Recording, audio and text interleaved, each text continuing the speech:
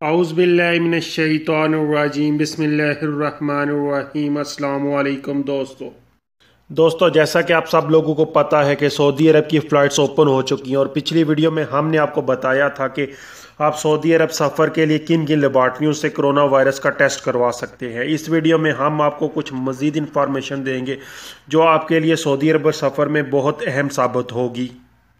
اس میں سب سے پہلی بات، سعودی عرب سفر کے لیے ٹکٹ کروانے کے بعد آپ کو کرونا وائرس کا ٹیسٹ کروانا ہوگا، جس کی فیس 7 سے 8 ہزار ہوگی۔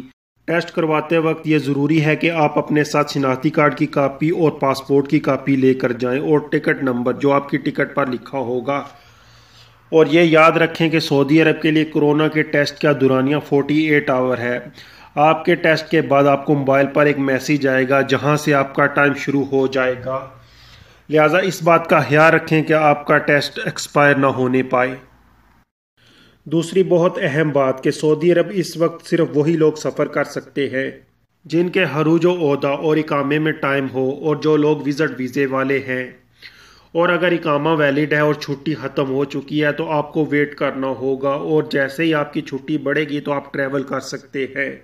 تیسری بات، یہ والا پیپر آپ کو وزارت صحت کی طرف سے دیا جائے گا، آپ کو فل کرنا ہوگا فلائٹ کے وقت۔ اور چوتھی بات، ٹکٹ خریدتے وقت بکنگ اور کنفرم ٹکٹ میں فرق ضرور کلیئر کریں تاکہ ایئرپورٹ پر آپ کو کسی قسم کی مشکل کا سامنا نہ پیش آئے۔